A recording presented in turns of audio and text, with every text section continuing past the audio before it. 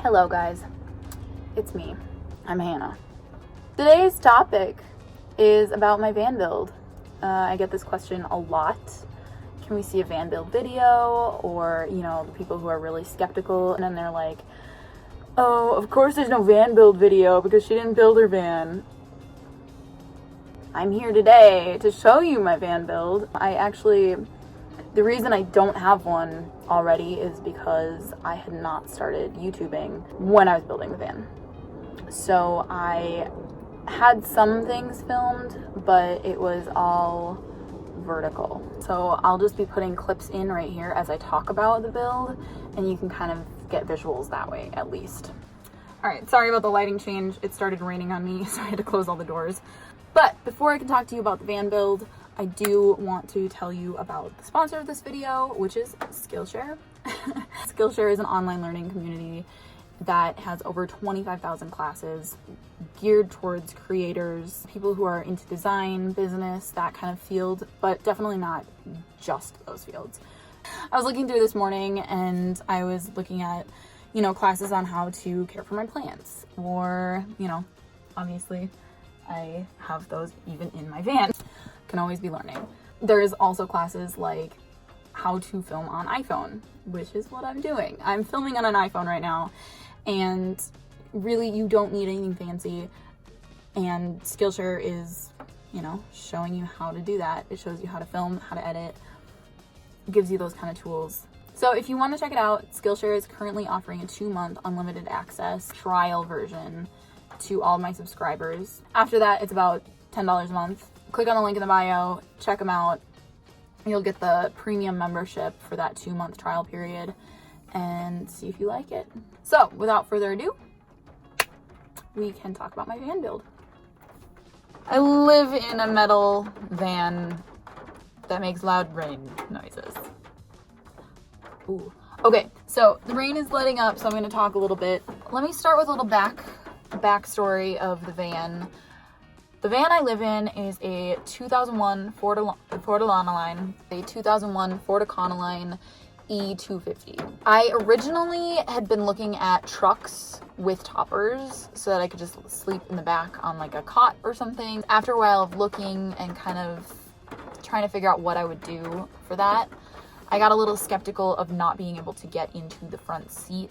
I know a lot of people are really worried about safety. I'm a little less worried about safety than most people, I think, which is not that great, but you know, I am who I am. I started looking at cargo vans. And so all of this kind of thought process happened within about a week. I'm kind of a spur of the moment kind of person. So when I get an idea in my head, I have to get it done now.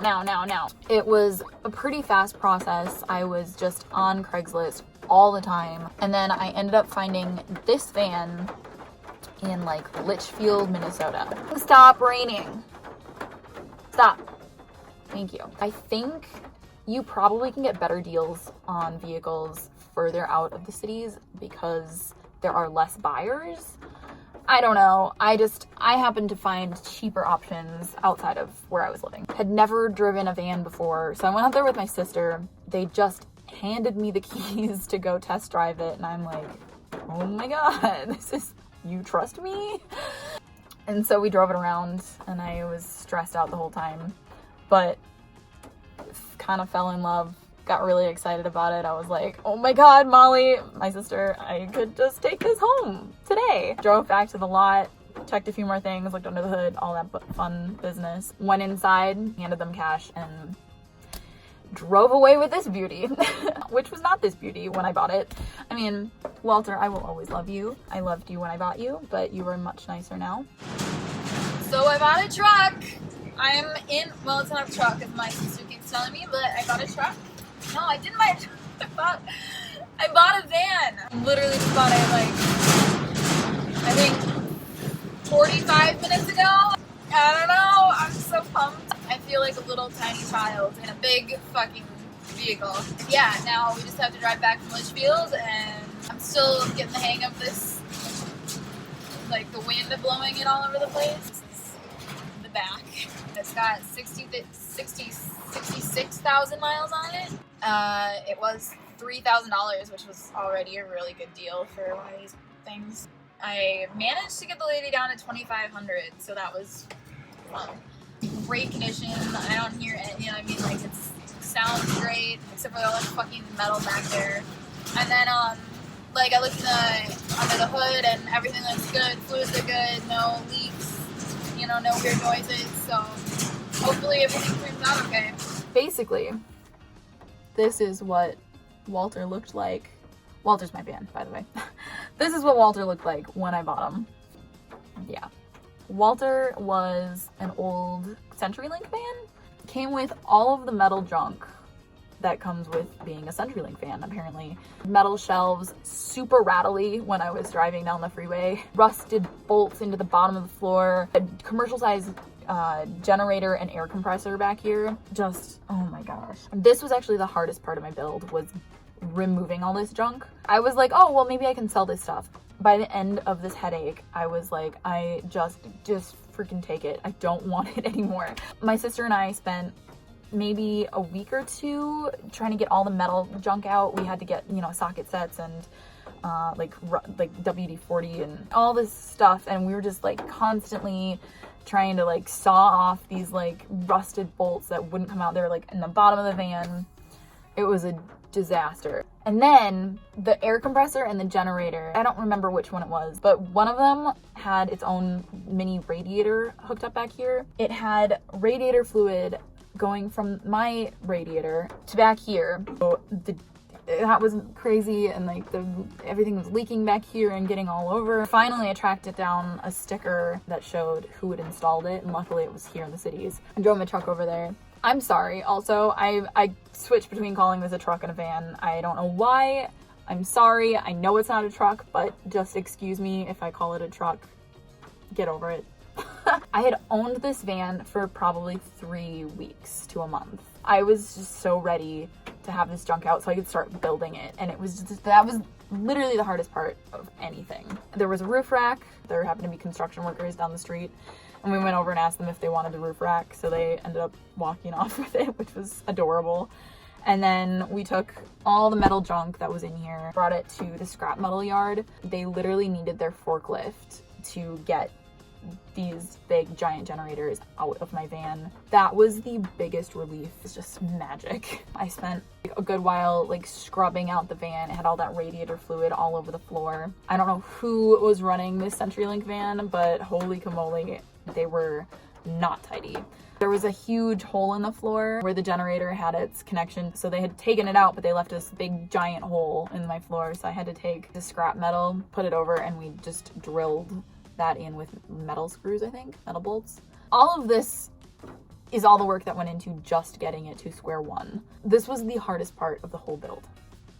Just saying. The rest of it was easy peasy after this. Empty, shiny, bright.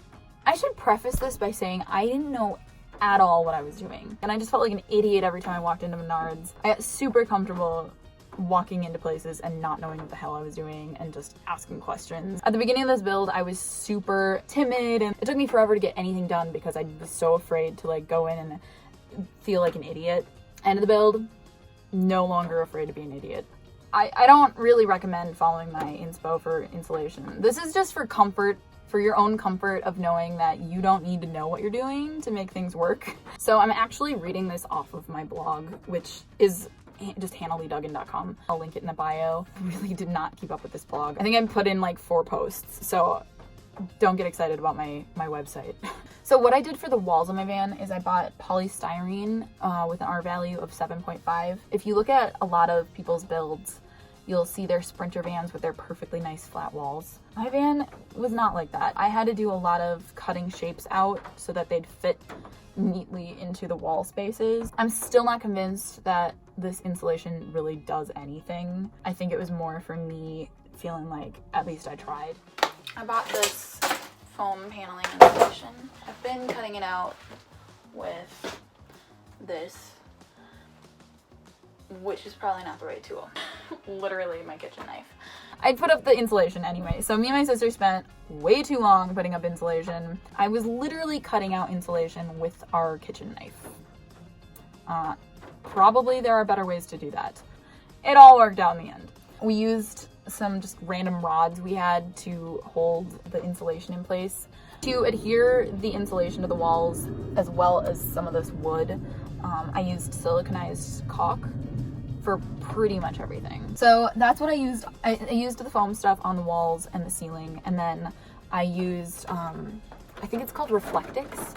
I used Reflectix on the floor. After the insulation was all in, what I did is we installed studs, like wooden studs, along all the sections of the van where there was space. That's so that we had something to drill into other than metal for all of these wood panels. So the studs got put up, and then what this paneling is it's cedar planking from Menards. It comes in packs.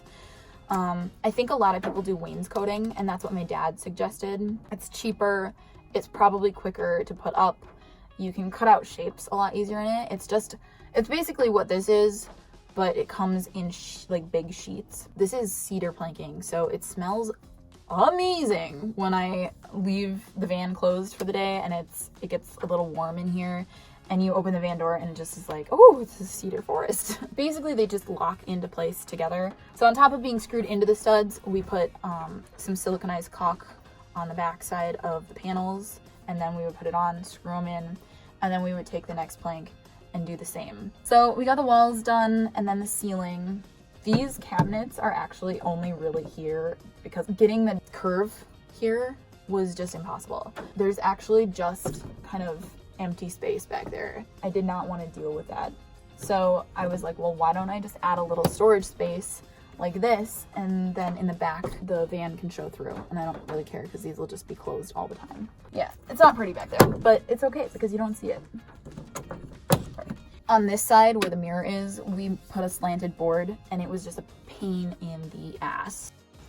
Okay, so right now we're trying to create this angled piece up here to connect these two. As you can see, it's at a slant, so we had to create a board that has angles in it so that it'll fit flush, or this is our like prototype. But so the angle will probably be about like that, and from the front it'll look like that. So right now we're just creating little shims like that we can screw into. Getting the slant right, like the cut of the slant, was just impossible. Yeah, that's why we put these shelves in. So once we got all the walls and the ceiling up, I took stain to the ceiling. All of the wood that I wanted exposed, I stained because it was kind of a super light planking, and I wanted kind of a more warm cabin-y vibe. And then I decided I wanted to paint the walls white because I didn't want it to get too cabin-y feeling. I still wanted it to be kind of bright and airy. So I painted the walls white, and I think it also kind of gives it the illusion of more space. It is such a small space that the white really opens it up. Once we got the walls done, we cut out some big sheets of plywood and put them on the floor and drilled them down so that it went over the insulation, and we would have a nice flat kind of hard surface to work on. And then we got to start working on the bed frame, which was really fun because that's where it starts feeling like you actually have something going on in here. We started out by laying down the bottom base frame, and so basically I just needed the measurements for a full-size bed, which is what mine is. Just gauged off of that. I drove my dad crazy. He kept asking me what my build plan was, like what the layout was gonna be and all that kind of business, and like what the measurements were gonna be. And I am a very fly by the seat of my pants, let things happen, figure it out as I go kind of person. And so really all of these things were just coming down to like as they were happening. Just laid down a frame and then put a little plywood over it so that my drawers would have something to slide on. So we built the drawers first. 2 big long drawers, pretty easy to make. And then once we had those done, we started building up the bed frame because we knew where the drawers were gonna, like how tall the drawers were and, you know, how wide they were and all that fun stuff. And then just, again, put a thick piece of plywood over those boards, and that became the bed base frame. And that is what that looks like. That's it. That's the bed base. Like, it's basically just a box with drawers in it. I'm a rower. Then my bed fits here, which was nice. That was done. And then we started working on the counters. And the counters, again, they're just box-like things. My dad is actually the one who suggested we do L-shape counter. But I actually love this L-shape because I can sit on my bed right here and kind of like work on my computer, or I can lay down and watch a movie from here, or, you know, sit and eat breakfast. So the L shape was actually really nice. Again, just measured as I went. We didn't build it in here. What we did is we built it in the garage and then brought it into the van, stuck it in this corner, and then just drilled it into the van. So I'm not going anywhere. This is why you don't throw out anything, because ultimately when you want to build cabinet doors that match your cabinet doors up there, you will end up using every last scrap of your materials on doors. I've literally got a box of all the scrap wood I've accumulated over this whole build, because you never know when you'll need it, and one less Menards run is one more day of sanity. What else? Literally, that's most of it. For flooring, it's just wooden. It's like fake wooden flooring from Menards. So I'm gonna put in the floor. It just comes in planks like this, kind of like the wall did, and it, yeah, just interlocks. Gotta cut out some small pieces to make them fit, and then I'm just using silicone to glue them down onto the floor. I don't know if that'll work, but I'm hoping. I tiled the counters at my mom's house. That was probably the most unnecessary part of the build, and I really wasn't spending as much as I thought I was. My whole build was only $6,000 about. I will actually do a price breakdown in the next video I do, and yeah. And then the only other thing in here that people probably want to know about is the mirror that I have over on this edge. And what we did to install the mirror is it's basically just a shelf with a notch cut out along the far end. And then the mirror is actually at a slant. It's pushed out from the wall. We have another little piece of wood along the top that has a notch cut out so that the mirror can slide in and out. The mirror is at a tilt because if the mirror was pressed right against my van is curved. So it would be facing like downwards and I wouldn't be able to see anything. So the mirror is tilted a little bit backwards so that it's facing up and out. I would say it took me 2 months to actually do the build because 1 month of it was getting it gutted. So it really was just like 2 months of me like really going ham, like getting things done, trying to get things. I mean, I think I could probably do it, you know, much faster capacity if I did it again, just because I know what I'm doing and I'm not as hesitant to try things. So I was worried I wasn't gonna do it right the first time. You're never gonna do it right the first time, so just jump in, walk into Menards, ask about insulation, ask people's opinions. I talked to almost every employee in that store, and you know, they would give me their input into what they thought would work maybe or what wouldn't, and you know, you just figure it out as you go. The one other thing about the build is the electricity. I have a whole video dedicated to the battery that I have in my van. And basically it's just a deep cycle marine battery that's sitting behind my driver's seat. And I just wired that to my starter battery so that when I'm driving, it powers up that battery. I need solar panels. That's next on my to-do list. I recommend them if you're planning on being anywhere stationary for a good while. I think that's the entirety of my build. Great. So I hope that helped answer any questions people were having about the build itself. Again, I have my whole long written blog on my website, so if you want to check that out, I linked it in the bio. Through a lot of this build, I did work with my dad quite a bit. My dad builds picture frames for a living, so he works out of his garage. I'm pointing because his garage is right behind me. But he has all the tools that you could need. which was perfect. And he's got that carpentry skill, which is nice. So he was really good at a lot of the angles and things. I mean, obviously he was working, like he has his own job. So I would just come here and I would use all of his tools. There was a table saw, a chop saw, a jigsaw. So that was super nice. And basically I would just work out in his driveway and he would help me on occasion. I would, ask him for advice or have him come look at something or help me drill something if I didn't have arm power because I'm super strong. It was fucking handy to have my sister and my dad helping me. So thank you guys. Thank you. Highly recommend having at least a friend at some point in your build because you're gonna need it. It's so nice to have an extra pair of hands and an extra pair of eyes and brain. And that is all I've got. If you have any more questions about anything in the van, put them in the comments below. I hope that was helpful for you guys. Keep an eye out for the next video, which will be the van cost breakdown, because I did keep all of my receipts from the van build. I will try to kind of explain where all the money kind of ended up and what I skimped on and what I didn't skimp on. I really actually didn't skimp on much. So yeah, that's it. Yeah, I don't know what else to talk about. That's it.